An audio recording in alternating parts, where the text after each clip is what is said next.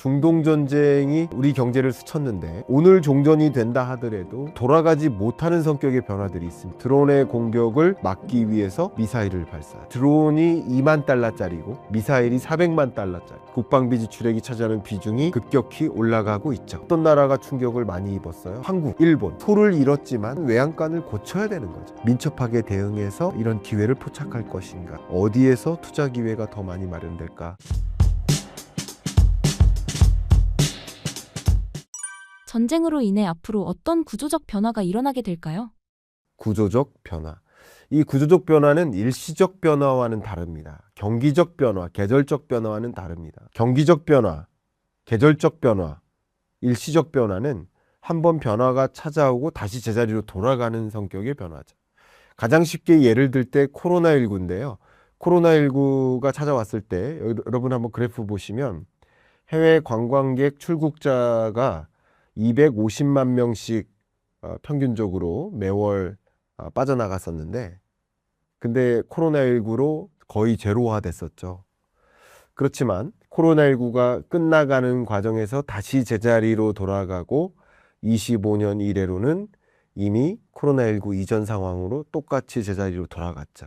완전히 코로나19 이전 수준으로 돌아가는 것들은 있겠죠. 이런 것들이 일시적 변화라고 볼 수 있겠습니다. 근데 이거 말고 구조적 변화들이 있거든요. 예를 들면 비대면 재택근무의 활용. 많은 기업들이 재택근무를 뭐 일주일에 한 번 정도씩 넣는다든가 이런 식으로 활용하기 시작했고, 또 키오스크의 활용. 이것도 구조적으로 비대면 서비스에 익숙해지는 것이죠. 반강제적으로 이용하다가, 그죠? 이런 것들도 구조적 변화고요. 우리 PD님도 그러시겠지만 부장님과의 회식, 이런 것들도 부장님만 좋아하는 그 회식을, 팀원들은 안 좋아하는 그 회식을 코로나19를 계기로 잠깐 멈췄었지만 코로나19 끝났는데도 다시 회식을 하지 않는 회식 문화의 변화. 이런 것들이 구조적 변화들입니다. 가장 대표적인. 제가 테니스를 참 좋아하는데요. 동호인계에도 굉장히 큰 변화가 하나 있었습니다. 보통 우리가 코트 앞에 모여서 악수를 하고 시작을 해요. 그건 선수들도 마찬가지예요. 근데 코로나19 때 라켓끼리 부딪히는 인사를 시작했어요. 그런데 코로나19가 끝났지만 다시 악수하는 문화로 돌아가지 않아. 저는 좀 안타깝게 생각하는데 아마 테니스 좋아하시는 분들 그걸 아실 겁니다. 다시 돌아가지 않아요. 이런 게 구조적 변화죠.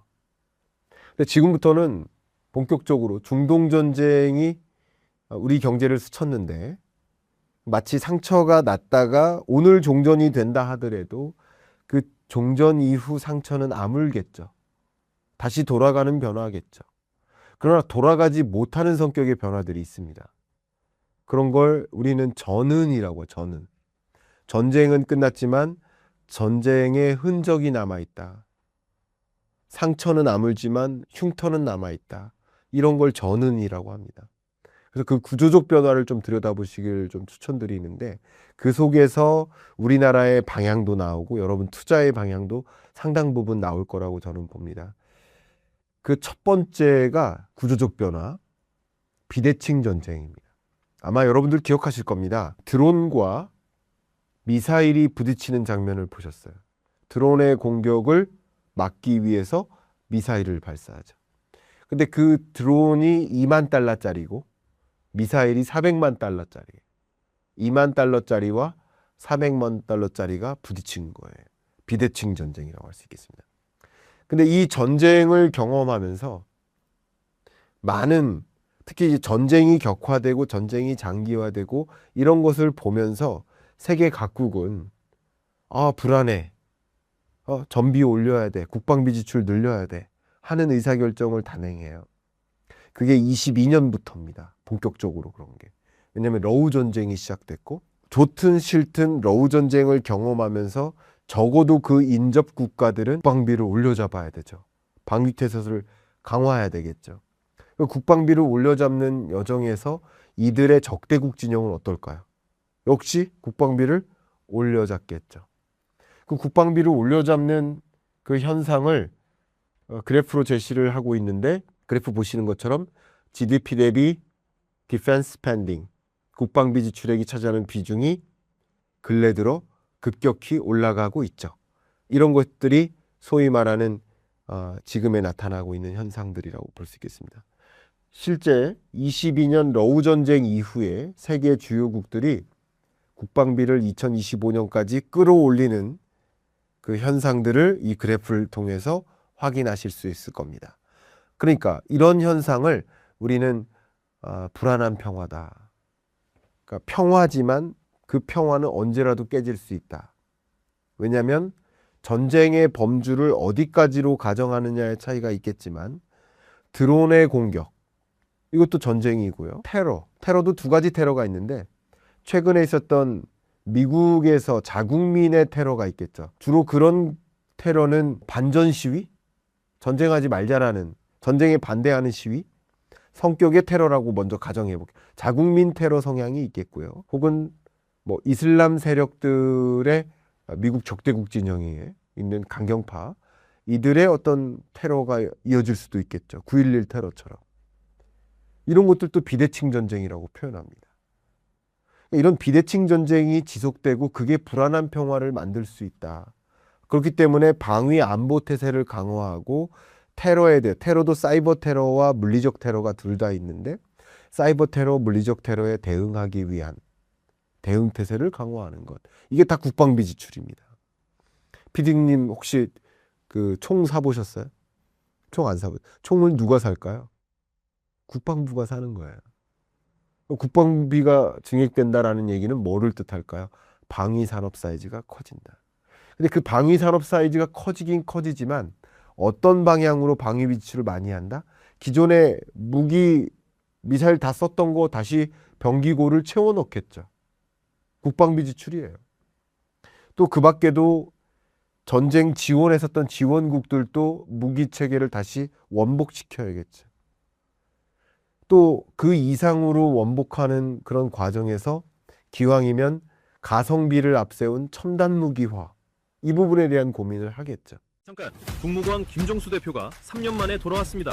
12번 깡통 끝에 1년 만에 13억 번 비결, 절대 잃지 않는 주식 단기 매매 특강을 무료로 엽니다. 고정 댓글을 확인하세요. 그런 현상이 이 비대칭 전쟁, 중동 전쟁 이후에 발생했고 국방비는 증액하지만 비대칭 전쟁이라는 것을 고려했을 때 첨단 무기 산업에 대한 관심이 지배적으로 늘어날 것이다.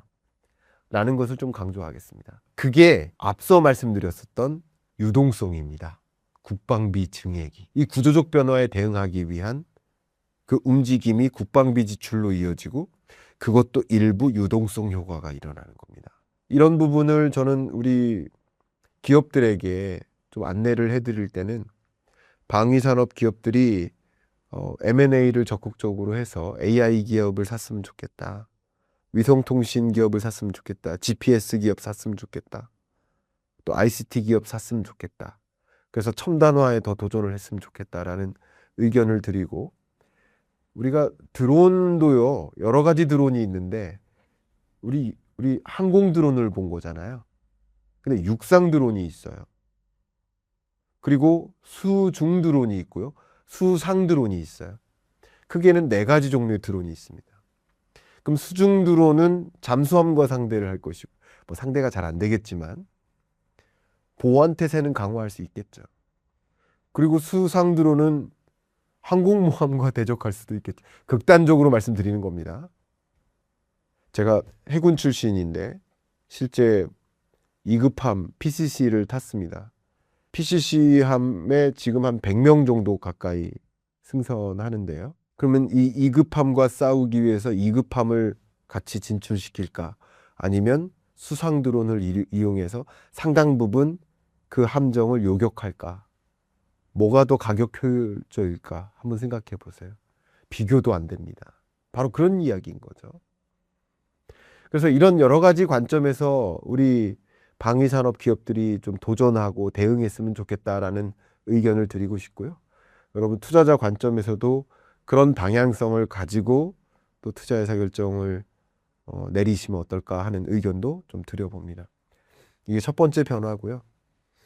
두 번째 구조적 변화 말씀드리면 에너지 트랜지션입니다. EU 전쟁 때로 잠깐 돌아가 보겠습니다. 자료 보시면 EU 회원국들이 Repower EU라는 어젠다를 설정합니다. 이게 뭐 하는 거냐면 러시아 에너지에 대한 의존도가 152억 입방미터였어요. 이만큼의 러시아 천연가스를 샀어요. 근데 전쟁 이후 러시아에 대한 경제 제재를 발동하면서 러시아산 천연가스를 못 받았었죠. 그러니까 이제 우리 이만큼 러시아산 천연가스를 써왔는데 이걸 제로화하자가 리파워 EU예요. 근데 어떻게 제로화하느냐라는 방법론을 여기 제시했는데 이게 제가 매년 경제전망서를 쓰지만 22년에 발간했었던 23년 경제전망서에 있던 그래프입니다. 그게 EU가 어젠다로 던졌던 그것입니다. 근데 지금쯤에 이게 얼마나 반영됐는지 궁금하시죠? 근데 먼저 말씀을 드리면 이 방향성 좀 복잡해 보이지만 큰 틀에서 두 가지가 제일 중요해요. 첫 번째는 에너지 믹스의 전환. 화석연료 발전 말고 그러니까 LNG나 석유, 석탄에 대한 의존도 말고 재생에너지에 대한 의존도를 늘리자. 원자력에 대한 의존도를 늘리자. 이게 에너지 믹스의 전환입니다. 두 번째는 에너지 수입처의 다변화. 왜 러시아산 천연가스에 100% 의존하고 있느냐. 다른 나라로부터도 천연가스를 수입할 수 있는 체제를 만들자. 이게 수입처의 다변화. 이 두 가지 구조적 변화가 있었겠죠. 있었습니다. 그 구조적 변화를 다 설명드리기는 어렵지만 실제 결과적으로 EU가 러시아 에너지 수입 비중이 어떻게 변화했는지를 보셔야 될 텐데 그 결과를 지금 그래프로 제시하겠습니다. 22년 러시아산 오일이 전체 EU의 27% 수입 의존을 했다가 25년 3%로 감소했습니다. 가스는요 45%였다가 13%로 그리고 석탄은 50에서 0이 됐습니다. EU의 석탄 수요가 50%였는데 러시아산이 그게 0이 됐다고요. 그러니까 이게 소위 수입선 다변화까지 연결된 겁니다. 자, 이게 에너지 전환을 보여주는 대표적인 사례였던 거예요. 근데 이번 중동 전쟁은 유독 어떤 나라가 충격을 많이 입었어요? 한국, 일본. 왜요? 첫 번째는 에너지 자립도가 낮다. 두 번째는 그 나라 경제의 석유 의존도가 높다. 세 번째는 중동산 에너지에 대한 의존도가 높다. 이 3박자예요. 3박자가 우리나라 다 1등이에요. 각각이. 그러니까 적어도 석유 의존도 낮추자. 에너지 자립도를 강화하자. 이게 뭐예요? 에너지 믹스의 전환이에요. 우리나라도 에너지 수급 다변화 혹은 에너지 믹스의 변화를 같이 고민하고 있었던 입장인데 이 중동 전쟁 때문에 그걸 더 심도 있게 고민하게 된 것이고 비록 소를 잃었지만 늦었지만 외양간을 고쳐야 되는 거죠. 소를 잃었기 때문에 외양간을 고쳐야 되는 거죠. 구조적인 변화를 시도하는 거죠. 그런 관점에서. 그래서 이미 에너지 수급 방향성에 대한 변화를 시도했는데 더 앞당기고 강화하는 원자력이나 재생에너지에 대한 의존도를 늘려나가는 것. 이게 한 가지 방향성이고요. 두 번째는 왜 중동산 에너지만 이만큼 쓰느냐. 다른 나라로부터의 에너지 수입을 다변화해야 된다. 그 수입 다변화 관점에서 여러분께 드린다면 미국산 에너지, 미국산 LNG, 미국산 원유 수입을 늘려라 하는 게 방향성이에요. 왜 그런지 말씀드릴게요.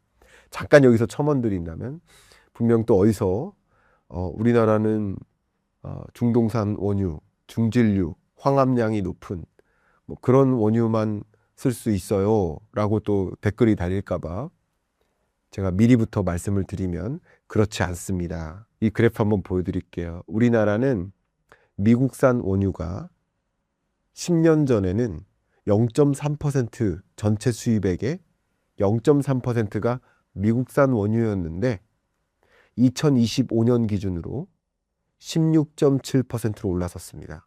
그래프 보이시죠? 그러니까 그렇게 생각하진 않아 주셨으면 좋겠습니다. 물론 중진류를 정제하는 시설, 중진류에 특화되어 있는 정제 시설이 있고 미국산 원유, 경진류에 특화된 정제 시설이 있겠지만 그 특화된 정제 시설에 추가적인 설비 투자를 해 나간다는 게 정책의 방향성인 거죠. 기업들의 방향성인 거고요. 근데 이게 왜 중요하냐? 이제 추가적인 투자를 하거나 미국산 원유가 더 비싸다거나 하는 것이 중요한 안건이 아닌 게 됩니다. 왜요? 왜 그럴까요? 이제 비용의 논리가 아니에요. 효율성의 논리가 아니에요. 이건 안보의 논리예요. 안보가 무너지면 다 무너질 테니까. 그러니까 언제까지 중동산 원유의 80% 이상을 의존할 것이냐. 여기서 벗어나야 된다. 더 많은 비용을 감내하고라도 안보로서 우리는 접근을 해야 된다라는 논리가 이 에너지 구조의 변화입니다. 아니 여러분 생각해보세요. EU라고 러시아산 천연가스보다 더 저렴하게 구할 천연가스가 어디 있겠습니까? 안보의 논리가 적용돼야 된다는 거야. 우리가 왜 요소를 중국에 97.7% 의존하고 있나요? 우리나라에서 못 만드는 건가요? 만들죠. 근데 중국산 요소를 수입해다가 물 타서 쓰는 게 더 가격 효율적이니까 그렇게 해왔던 거죠. 근데 그런 체제가 유리하지 않다는 걸 우리는 느꼈잖아요. 그러니까 국산화에 일부 도전하고 일부 중국산이 아닌 그 밖에 다른 나라 요소를 의존해야 된다라는 방향성. 그러면 더 많은 비용을 감내하고 그렇게 가는 거죠. 안보가 우선이 되니까. 그렇기 때문에 제가 오늘은 말씀드리지 않으려고 했었던 또 한 가지의 구조적 변화가 고비용 시대로의 전환입니다. 그래서 고비용 시대가 오는 겁니다. 그래서 우리나라도 에너지 대전환을 위한 어젠다를 설정하고 대응을 하는데 이게 안 될 거라고 자꾸 하지 마시고요. 정부의 정책 방향에 그런 두 가지 건을 다 설정해 놨어요. 저도 어제 한미협회 대한상의가 주최하는 그 포럼에서 그 주제를 가지고 심층적으로 더 논의를 했습니다. 더 중요한 것은 이게 우리의 요구이기도 하지만 미국의 요구이기도 해요. 26년에는 진짜 전쟁이지만 25년에는 관세 전쟁이었죠. 관세 전쟁의 명분이 뭐였죠? 무역 수지. 왜 미국은 만성 무역 적자여야 되느냐? 왜 한국은 만성 무역 흑자국이냐? 무역 균형을 이루자. 그럼 어떻게 하면 균형을 이룰까요? 미국산 에너지를 더 많이 수입해 가면 되죠. 그걸 미국은 요구하는 겁니다. 그러니까 미국의 요구와 한국의 요구가 맞닿아 있기 때문에 이런 변화는 더 빠른 속도로 진전될 것이다라고 보는 게 좋겠죠. 이런 것이 역시 에너지 전환이라는 구조적 변화라고 볼 수 있겠습니다. 세 번째 구조적 변화는 제가 시간 관계상 아주 짧게만 말씀드린다면 원래 진전되고 있는 변화가 더 가속화된다라는 관점에서 말씀드릴게요.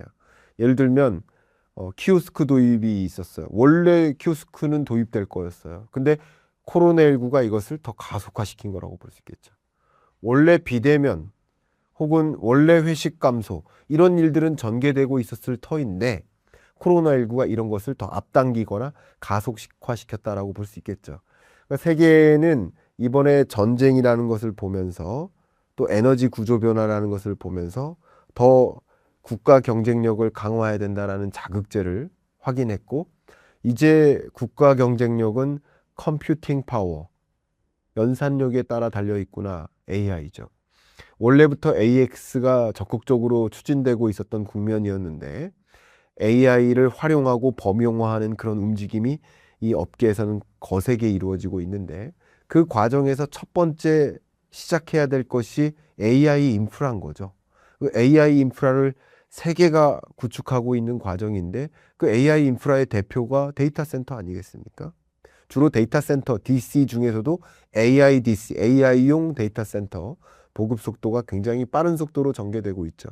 근데 지금 현재 데이터 센터의 개수가 11,400개 정도, 이 정도 이르는데 거의 매일 한 20개씩 늘어나는 모습이에요, 세계적으로. 데이터 센터가 계속 늘어난다. 그러면 무슨 수요가 계속 늘어날까요? 당연히 GPU와 HBM 반도체 수요가 늘어나는 거죠. 왜냐하면 데이터 센터의 핵심이 그 영역이니까. 그래서 서로 AI 경쟁력을 강화하기 위한 행보를 하고 있는데 AI 인프라 구축도 경쟁하고 AI 모델을 가지고도 경쟁하고 AI 서비스를 가지고도 경쟁하고 있습니다만 일단 그 무엇보다도 그 초석은 AI 인프라인 것이고 근데 AI 인프라만으로 다 되는 것이 아니라 이게 지금 AI 밸류 체인이거든요. 여러분이 AI를 이용하신다. 저는 AI 안 쓰는데요. 여러분 이 영상 보고 계시면 이미 의도적이지든 의도적이지 않든 AI를 이용하고 계신 거예요.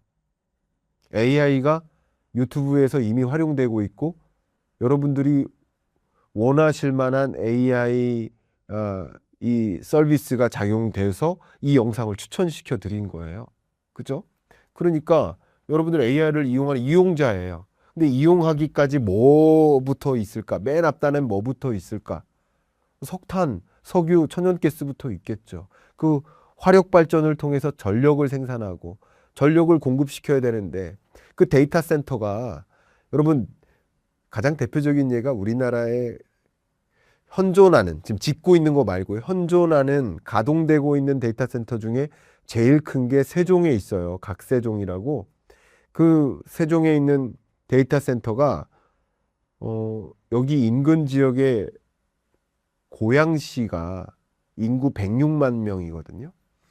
고양시의 가정용 전력보다 이 데이터 센터가 더 많은 전력을 소모해요.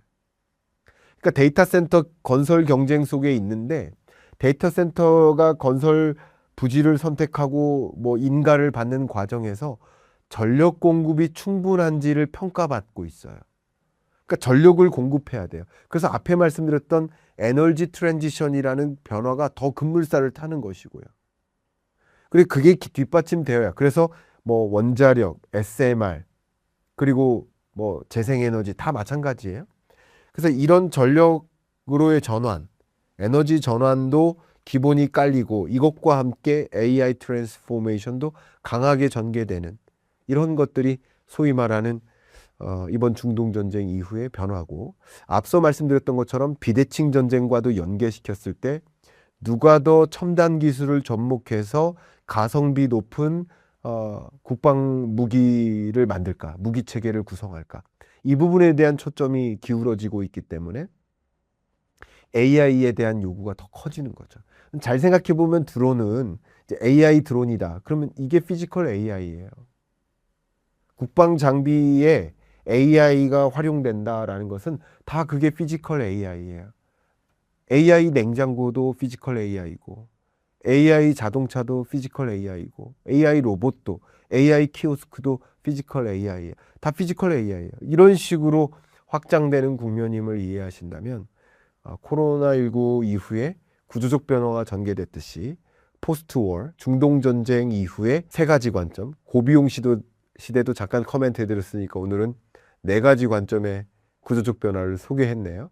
그 밖에 이 전쟁이 가져올 어떤 구조적 변화가 있는가를 들여다보시면 그 안에서 내가 어떤 의사결정을 내릴까, 기업들은 어디서 비즈니스 기회가 있을까, 또 우리 정부는 어떤 경제정책을 더 제안할까, 그것을 통해서 이런 구조적 변화에 민첩하게 대응해서 이런 기회를 포착할 것인가, 우리 투자자들도 역시 어디에서 투자 기회가 더 많이 마련될까 하는 것을 들여다보실 때 다른 것보다도 구조적 변화에 더 민감하게 대응하시라 라는 조언을 좀 드리고 마무리하겠습니다.